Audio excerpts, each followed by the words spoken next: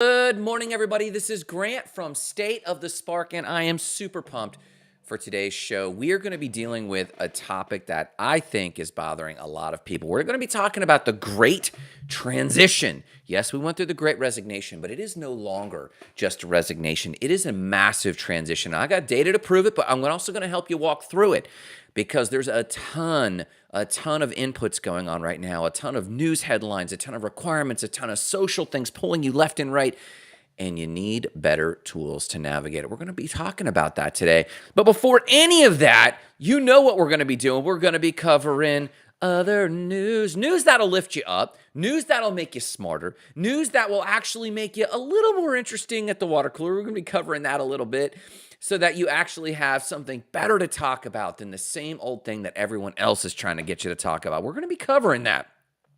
But before any of that, you know we're going to be covering Morning Cup of Gratitude. What are you grateful for this morning? What got you out of bed? You might have been tired. You might not have wanted to get out of bed, and you did anyway. What's getting you out of bed this morning? What's keeping you pumped? What's keeping you focused? What's keeping you alive? Let me hear about it in the comments below so I can hype you. And of course, you know that no matter what, I'm going to be sharing with you what I'm grateful for. So let's start our morning with Morning Cup of Gratitude. Mm, mm, mm, mm, mm, mm. What I'm grateful for this morning is the routine for this show, the fact the sun is coming up, my fitness routine, the fact that I slept like a baby this weekend, the fact that I have people surrounding me, more and more people surrounding me. It's been a slow process. But I've begun surrounding myself with more and more people who are in my same vibe. They're in my same wavelength. They're building quickly. We're testing quickly. We're not holding anything personal against one another. We are just moving forward. That is what I'm grateful for this morning. The people around me and the feedback loops I'm getting. You know that you've pressed in to your thing. Hold on, let me click that and then that. You know you've Hold on, there we go. And you know you've pressed into the thing that you're passionate about when people start walking up to you in the middle of the street and they say it back to you. Yesterday I had someone else, or Saturday morning I had someone else walk up to me and make a compliment on something I've been working on a lot, and that's my fitness. But what if they were doing that in my business? And I had someone this morning, which I'll share the story about this morning, an entrepreneur this morning who caught me in the gym locker room, who I know we manage his website, we manage some of his web presence. And he just started sharing with me, but he gave me a feedback loop that said basically, hey, I see what you're up to and I respect it. Man, that is huge when you get that feedback loop. So that's what I'm grateful for. Surrounding myself more and more with people who are in the same vibe. Not that you want an echo chamber, but you are looking for signs, omens, feedback loops. You're trying to read the signs, read the trees. You're a tracker, if you will, in the woods looking for your trail. And when someone comes up to you and says, hey, I see this about you, you know that you're at least hopefully on the right track. That's what I'm grateful for this morning. What are you grateful for this morning? Put it in the comments. Please exercise this part of your mind and your heart. Exercise gratitude. Look for something around you that you have to be grateful for. And even if you're a funk, we're not talking toxic positivity.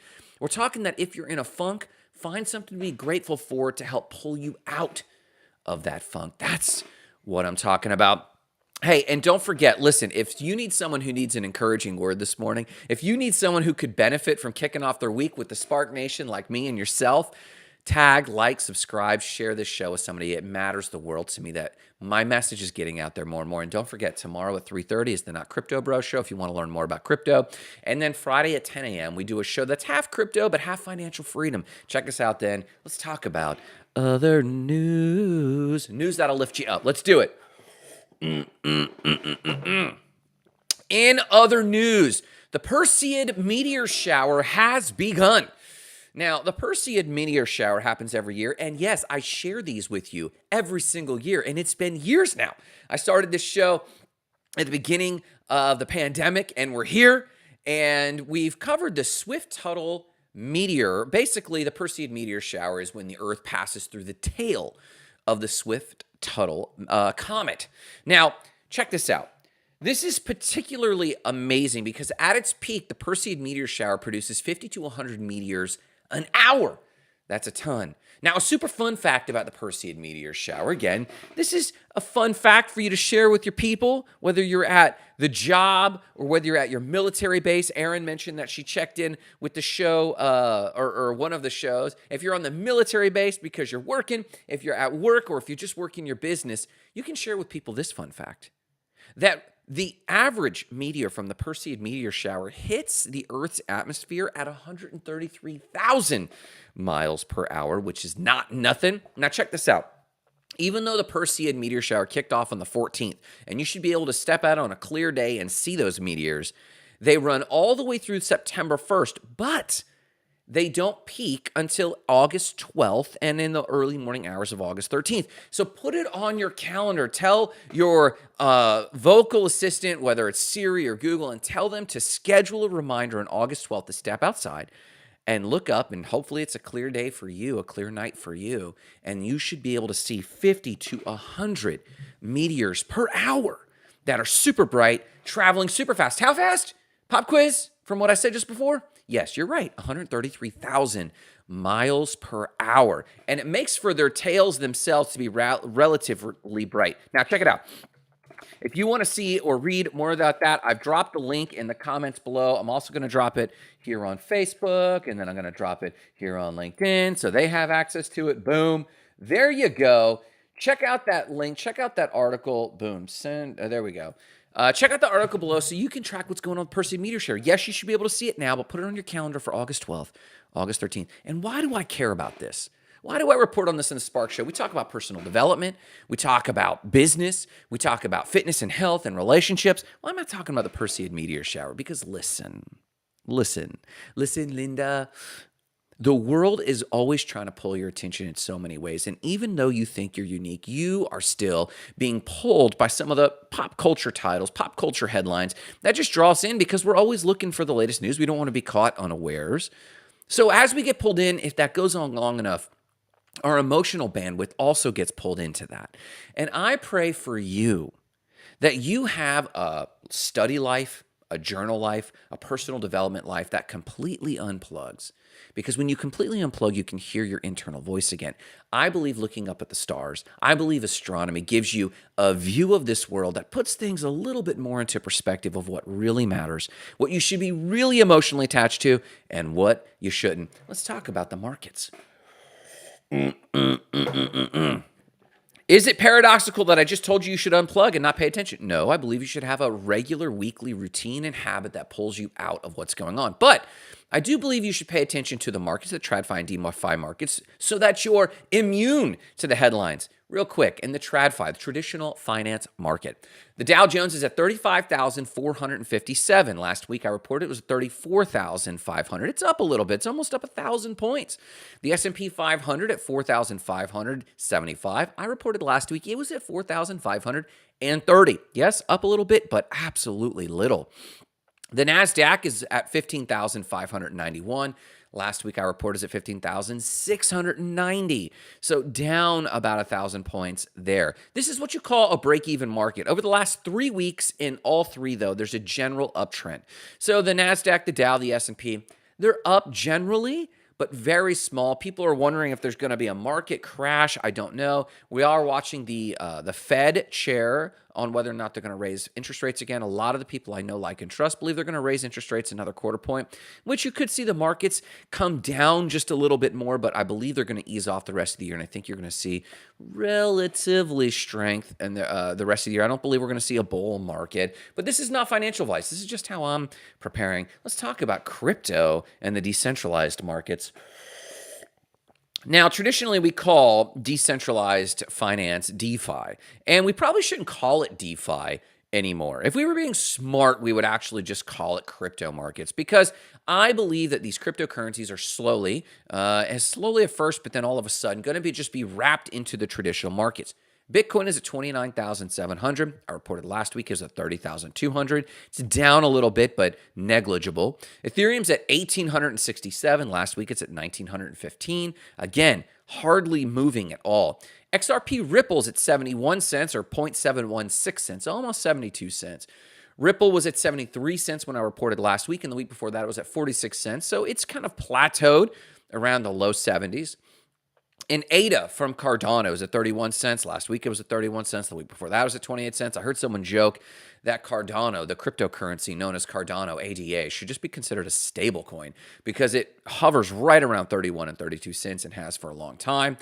But it's not tanking, and a lot of crypto enthusiasts believe that these markets are going to stay the same.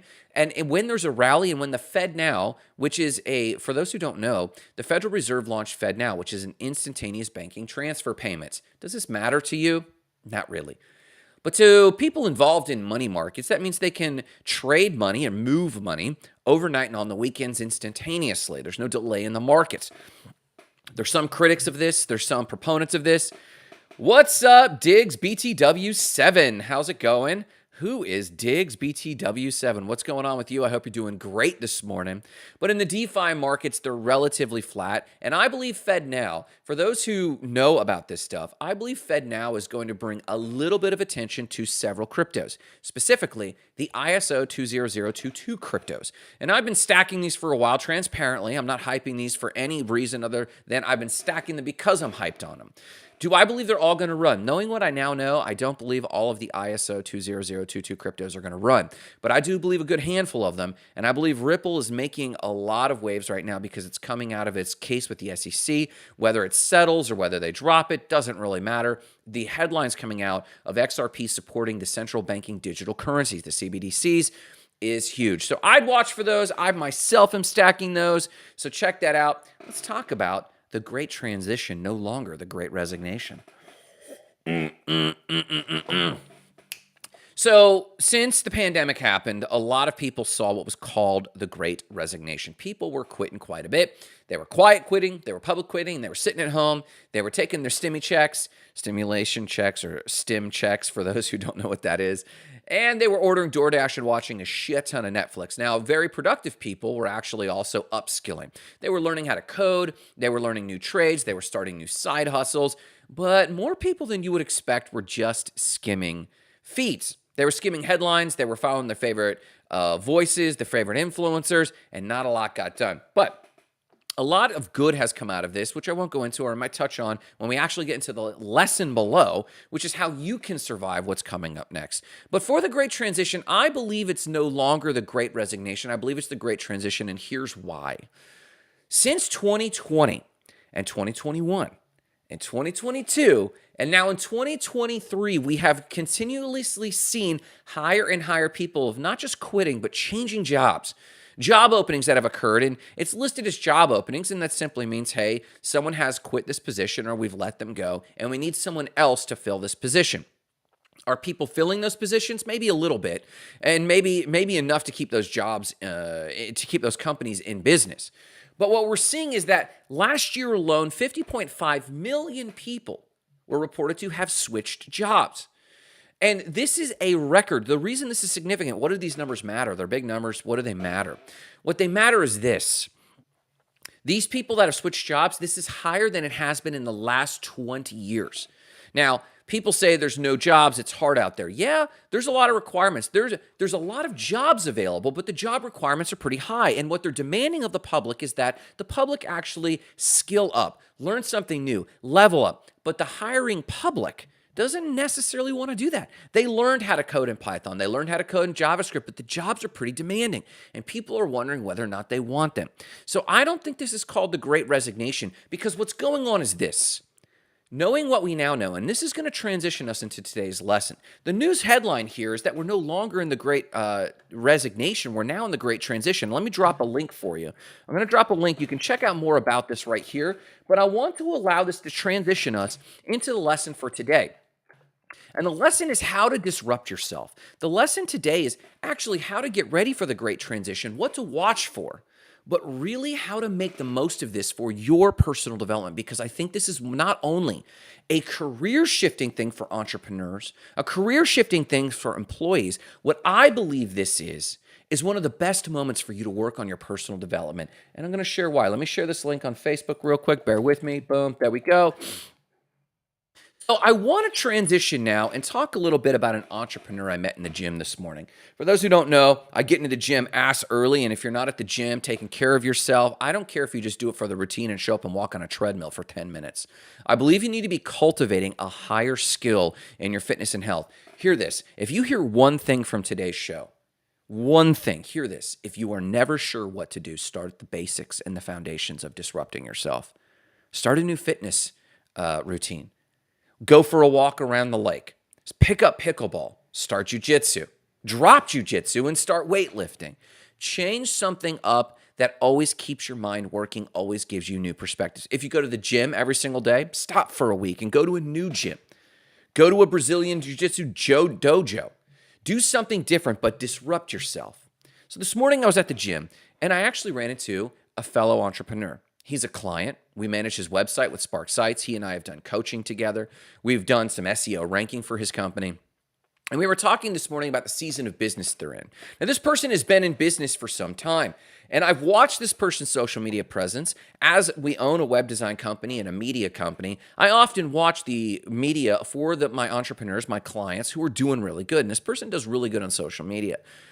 But this person was venting to me in the gym, in the locker room, and they said, man, people don't realize the cost.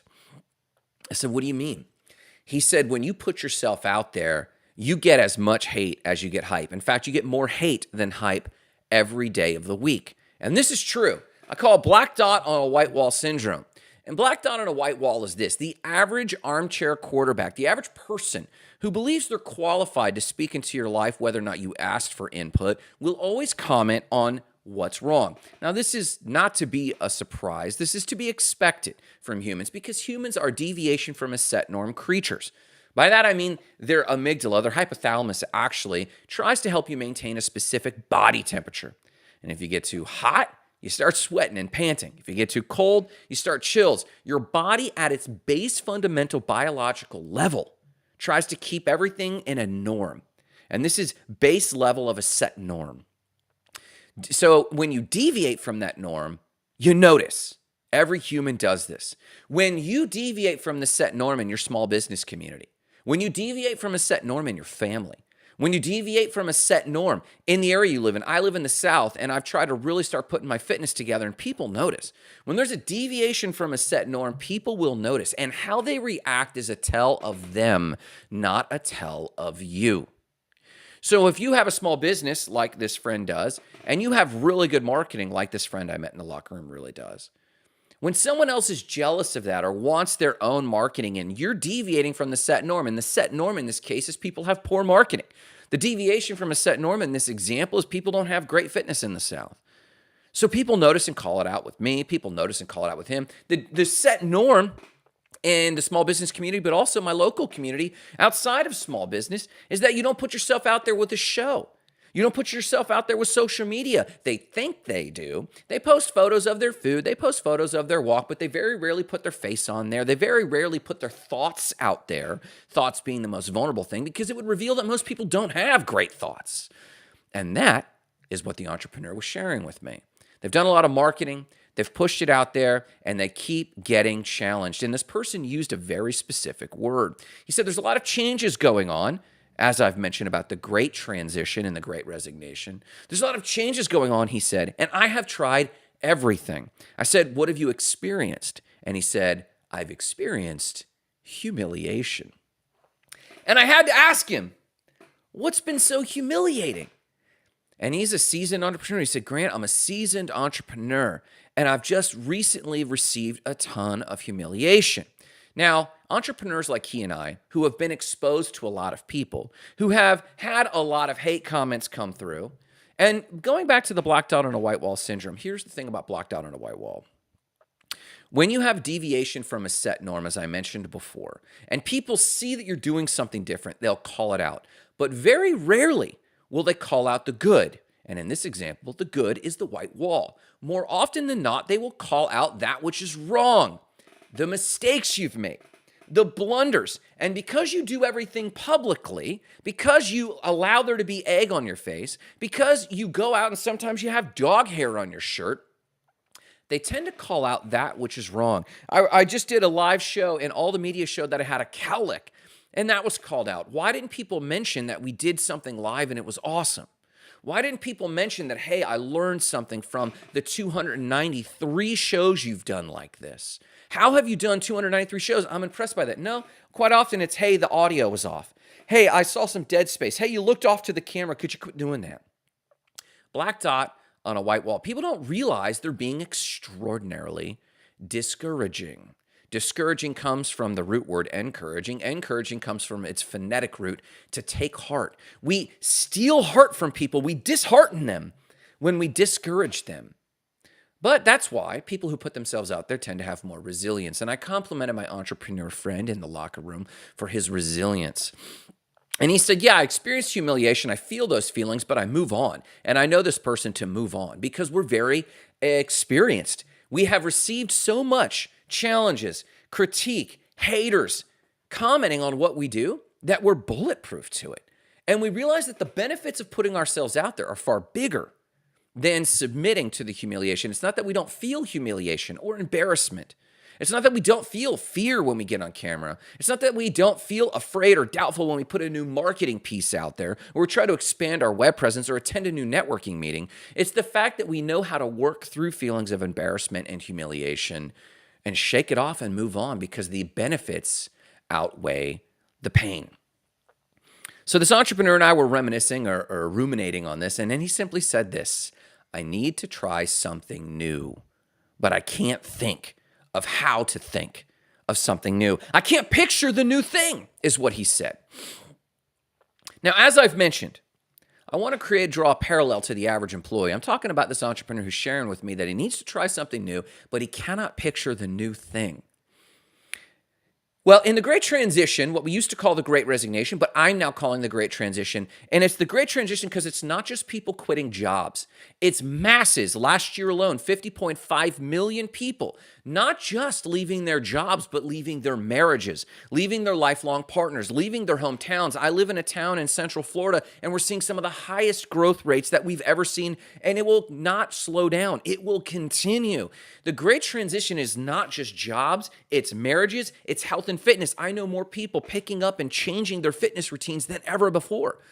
I know people picking up and changing their marital situations more than ever before and fighting for it. And I love that for them because that shows growth, or at least an acknowledgement of a craving for growth. Many people are asking themselves the same thing this entrepreneur did. I need to try something new, but I can't picture it. There are enough people making intentional changes in their lives, careers, and relationships, and fitness and spirituality that it's time to call it something other than the Great Resignation. I call it the Great Transition. Are business owners and entrepreneurs incorrect in saying, I can't keep anybody around? No, this is true. Now, entrepreneurs and business owners have always complained, it's tough to find good people, and it is. But it is now statistically happening in droves that these people are quitting because they're not, A, whether they're not putting up with poor working conditions, or B, if they're just having a decent working condition and no longer tolerant of doing things the same old way. People are making these changes, and I love this because it's beyond work. It's existential questions. Have you been asking yourself any existential questions? In fact, I will attest that we saw Barbie. And the funniest thing happened, and if you haven't seen the Barbie movie, please do not hate, because I went and saw it as a pop culture thing that I'm trying to pay attention to.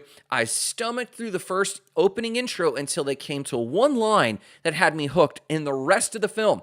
You have to see this. This one line in Barbie kept me hooked in the rest of the film. They're doing their morning routine, and suddenly she says, I'm having thoughts of death. And that set the tone for the rest of the film. Existential questions.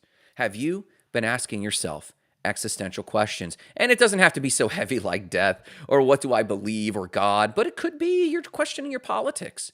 It could be you're questioning the hometown you live in. It could be you're questioning, am I going to put up with my overweight waistline any longer? Am I going to put up with a sexual life like this any longer? Am I going to put up with a home life or a work life like this any longer? These are also existential questions you might be asking yourself. And let me tell you what doesn't work. I'll tell you what doesn't work. And I tell you, you know that this doesn't work as well. That itch you feel in the back of your skull to change things, I tell you what you do. You sit down in front of Netflix on the couch or in your favorite chair, and you open up your cell phone. So you got the shows on, which used to distract you, and you've got your feeds on, which also distract you. And those feeds that you're skimming, they're single serving inspirations, which is like single serving, like you get in an airplane, right? In the airplane, you want a snack and it's this big, single serving. We get this from Fight Club. You get single serving friends. That's what social media is. Am I a hater on social media? Not in the least. In fact, I believe that we are cyborgs, and I believe that they're beneficial once we finally adjust to using this in the way we should. But you're skimming feeds to give yourself answers to existential questions. And these are single-serving answers. You want to know how to buy a business? Just watch Cody Sanchez. Use SBA loans and go buy a business. It's that simple. Listen, I am working with an SBA advisor right now to tried to pull $900,000 for a single campground because we were going to do the Cody Sanchez model, and it's a lot more complicated than that. But I watched a 1-minute video. I should be able to do this. That inspiration is healthy to get the ball rolling, to get the boulder rolling downhill. But does it create resilience in you? Does it help you take the next level? Let me tell you what doesn't work for the existential questions coming out of the Great Transition. Skimming feeds does not work. Skimming the motivational posts and the how-to posts. These may work to get you to get up off the couch, but do you have the resilience to push through because of the amount of time you spent on social media? Maybe not, but what we have learned from our amount of time on social media and total exposure to the omniscience age is this. Asterisk. What is the omniscience age? We are no longer in the information age. The information age is when you had the ability to look up most information. The omniscience age, the age we're in, is the age in which all current known human information is uploaded to the internet and therefore accessible by the rest of humanity nearly instantaneously. This is the advantage of social media. This is the advantage of Twitter. This is the advantage of Instagram. Different modalities. In fact, if you look at Twitter, it's a verbal modality. And if you look at Instagram, it's a visual modality. If you look at Twitter Spaces or LinkedIn Audio Spaces or Spotify, these are the auditory apparatus of the human species now to know what is latest and greatest. This is the omniscient age. That is the definition of it. So what have we learned from having instantaneous, constant information from the omniscience age? And it's this, and I think it's valuable. You don't want to miss this. Our bullshit meter is finally tuned in. And by finally, I mean accurately. Our BS meter, what I call our bullshit meter, is finally tuned in. We have an apparatus in the human species developing, and this is why we start skimming faster and faster. I noticed that my wife skims headlines super quickly, and so quickly she can't even read it. She doesn't even know what it says. She's just skimming it because she has a BS meter that is finally tuned in. Do you find yourself finally tuned in that you can just skim feeds and you kind of know the gist, and now you've seen that one influencer, you kind of know what they're going to say all the time? So why is this an advantage for the human species? If the BS meter is so finely tuned in, it helps us realize several things. Number one, there are no shortcuts. You see, if I can see that Cody Sanchez and Alex Hormozi say, hey, just go get money from the SBA, have a good idea, get money from the SBA and get it going. If I see that and act on it and test it and realize, oh, this is a short video, but there are no shortcuts. This might be a CapCut, but in reality, to walk it out, there are no shortcuts. That means I have to step away from this thing called feeds and this flow of information. Right now, the human species, this human organism called the human species, is glutting, basically taking in like a fire hydrant, so much information, it's trying to acclimate to the world as it now is. You see, new information is new and not all of it's tested, but it is what people are thinking. And so the human species is trying to finely tune its BS meter for what actually works and what's helpful. And that way we can take in all the information while still filtering out what's BS and acting on what's real. So I hope you're not just skimming the feeds. I hope you're skimming the feeds and trying to put it into action. Did you see a marshmallow fluff recipe on TikTok? Let me tell you what sold me on TikTok. What sold me on TikTok was the Dalgona coffee recipe. I saw in a quick 1-minute video how to make with instant coffee and cream this amazing coffee drink, and I love coffee. I made it, and it was phenomenal, and I was sold. Not BS, no cap, right? But then you watch other feeds like how to trade what the Congress people are trading. All you have to do is watch what the congressmen and congresswomen are trading for stocks, trade their stocks, and no problem. Here's how you build a trading bot. Here's how you use Zapier and automate your entire business. Here's how you make $10,000 a month. How many of these things have I tried? Dozens, if not hundreds, both myself and with partners. And maybe I'll do an entire YouTube channel on just the experiments that have failed and why. So what we've learned is that from the BS meter being tuned into the omniscience age is that there are no shortcuts. And this is true for your spiritual life and the existential questions you're asking. There's no shortcuts. If you want to start a new homestead in North Carolina, there are no shortcuts. Don't dismiss the idea, but don't believe you can get off the couch and do it tomorrow. The other thing we learned is that there are many, many options. Now, you see, there used to be an old problem before the internet. And to us old heads, you want to talk to an old head.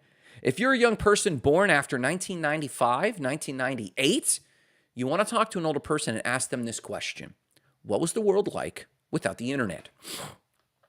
You see, the world without the internet was this. I can't see myself doing anything differently. Think about that. Going back to the entrepreneur I met in the gym, he was simply saying, Grant, I know I need to do something different, but I can't see it. Most people, I know I need to change my marriage, but I can't see it. Someone else might say, I know I need to change the town I'm living in, but I can't see it. Now, you can't see it for one of two reasons. And the reason before the internet was this.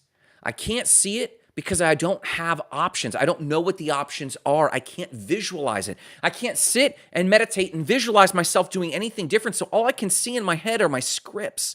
All I can see is the normal scripting I've either scripted for myself or other people have scripted for me. The old problem before the internet was I can't see it because I don't have the options. Here's the new problem. The new problem is I can see myself doing everything. So I can't see myself committing to anything. Hear that again. Because I can see everything on Instagram and project myself into it, because I can see everything in Twitter and project myself into it, because I can see everything on TikTok and project myself into it, because I can see myself doing everything, I can't visualize myself committing to anything. Because as soon as I commit to going on that trip in Iceland, my body realizes that I have to say no to getting fitness at the gym every day of the week, 6 days a week, and get Operation Find My Abs completed. But if I work on abs all the time, I might miss out on that trip to Iceland. Opportunity cost. And we have analysis paralysis going on at scale. The new problem is because I can see myself doing everything, I cannot commit to anything. And this lack of commitment, this fear of commitment, this opportunity cost is like, wait, Cody Sanchez said I could do all of this. Alex Hormozy said I could do all of this. Mary Forleo said I could do all of this. Tony Robbins said I could do all of that. And if they say I could do all of it, I should be able to do all of it. Hear this quote and tattoo this on your arm. You can do anything, but you can't do everything. I hate to be the one to break this to you on a Monday morning before work, but you cannot do everything, not in this lifetime. You can do anything in this lifetime, but you cannot do everything in this lifetime. Good morning, my man, Victor. I hope you're doing great this morning, Victor. Up and running already, making waves in the world. Let me like that there, buddy. So hear me on this. What the internet and social media has done is twofold. It has empowered us to have access to everything. And at the same time, it has disempowered us because we can see ourselves doing everything. Therefore, we cannot change our scripts because we cannot sit down on a couch, meditate and pray, or journal and visualize ourselves doing one thing because we're afraid and we know that if we say yes to one thing, we'll have to say no to another. So we lack the ability to visualize ourselves. So last week I talked about, so how do we answer this? How do we solve this? Last week we talked about disrupting ourselves. I talked a little bit about you need to disrupt yourself, and part of disrupting yourself is re-scripting yourself. Really quick, Anwar Sadat, past president of Egypt, used to say when he was a young man, he was raised to hate Israel. Never, never, never will I shake the hand of an Israeli. This is the past president of Anwar Sadat. The past president of Egypt, Anwar Sadat, used to say this. Now, he was part of a coup attempt against King Farouk and ended up in prison. Now, his time in prison was challenging, but it did bring him an opportunity to unplug. Unplug from the zeitgeist of the day, unplug from the news feeds of the day. And he can now stop and ask himself this: knowing what I now know, do I like the results my programming, my mental programming, my default scripting, my default norms, do I like the result that this has been getting me? No matter where you are, no matter what you've been working on, no matter if you've been married for 10 or 20 years, no matter if you've been overweight for the last 15 years, no matter if you've been at the same job for 2 years or 20 years, it is time to ask yourself this question. Just as Anwar Sadat did in prison for being a part of a coup against King Farouk, asking yourself the question, knowing what I now know, do I like my scripting? Now, what Anwar Sadat did in prison to rescript himself and ultimately go on to leave prison and become the president of Egypt, and to ultimately shake hands with Israel because of the required realistic view of interdependence in the world, not having enemies, but trying to build bridges wherever you can. Can you make a similar change? We all need to, because in the great transition going on, we need people like you who are nimble of mind and who can rescript themselves and break their patterns. And it starts by simply doing this, asking this question: knowing what I now know, do I like my results? Do I want new results? So here we go. 3 quick thoughts here. Stop, drop, and roll. We know what stop, drop, and roll is. It's how to put out a fire.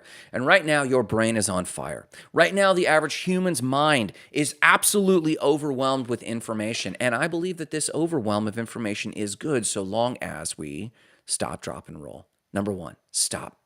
You have to take a pause. The glut of information is powerful, but try to lay in bed 1 night, 2 nights, 3 nights without looking at your cell phone. Try to start the day without looking at your cell phone. Take a pause and then take it further. I suggest you take a true vacation. Stop and take a true vacation. Now, a lot of people's definition of vacation is this: watching Netflix and skimming my feeds just on someone else's couch, maybe closer to a beach. I present for your consideration, take a true vacation.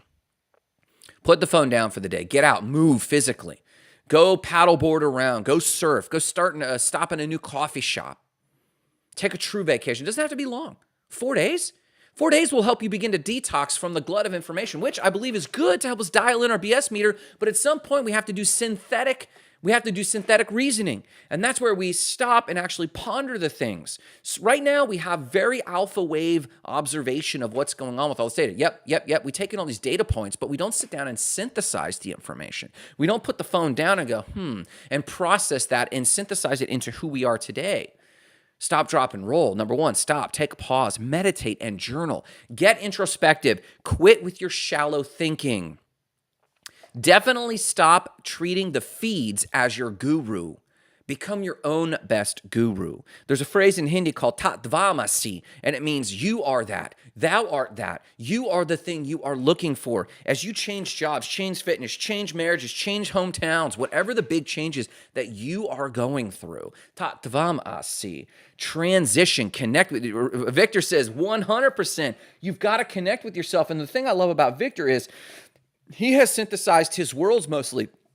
He's synthesized his worlds mostly where he's synthesizing the art and the NFTs he's working with spirituality, Santeria, and other belief systems that help you connect with yourself and check with yourself. You have got to have a time daily, 5 minutes, 10 minutes, hell, if you can, an hour. Stop the feeds. I don't mean stop for life. I am not a hater on social media in the least, but I am a hater on people who only live in shallow thinking and don't take time to stop. So that's stop. Drop. Stop, drop, and roll. Drop. Drop the mental scripts that no longer serve you. Keep the ones that work. Drop the ones that no longer work. Listen, do not become a hater on the things that helped you earlier. You did things a certain way. You hustled day and night. You did things before. You've eaten a certain way. You've had a certain type of marriage and relationship. This stuff might no longer be serving you the same way. But you don't have to hate on it. When you hate on your past, you burn bridges to the lessons. Hear that again. When you hate on the past, you burn bridges with the lessons and you eradicate your story. Your story led you here today. Keep rolling with that. Stop, take pause, take a real vacation, meditate, journal, get introspective, deepen your thinking. And that works by simply ruminating and synthesizing the things you've been thinking about. Number two, drop the scripts that no longer serve you, and then roll with it. Roll with the new you. It might get scary when you picture starting that new fitness routine and think everyone at the gym is judging me. That's not rolling with the new you is going to the gym. Go roll with that. Okay, the new me is totally cool. The new me is rolling with this new job. The new you rolls into the new job, whether it's remote work or real, rolls in there and says, hey, I can do this. That's the new you. The old you, though, freaks out. Man, give your new self grace. The new you might be out there and put themselves out there in embarrassing situations, and the old you cringes from it. Roll with the new you, and that's internal. The external is even harder because as you roll with the new you, you're going to create conflict in your existing relationships. You're going to create conflict with things going on. There's going to be news and headlines that people are going to want you to care about, and you're just not going to care. And then they're going to judge you for not caring about. And you're just going to say, nah, I'm going to roll with the new me.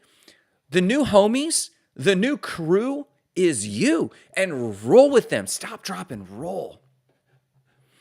So why am I talking to you about this? Why am I telling you stories about Anwar Sadat, the past king of Egypt? Why am I telling you the stories of an entrepreneur I met in the gym? Because the great transition is upon us. We're in the omniscience age, and we know it.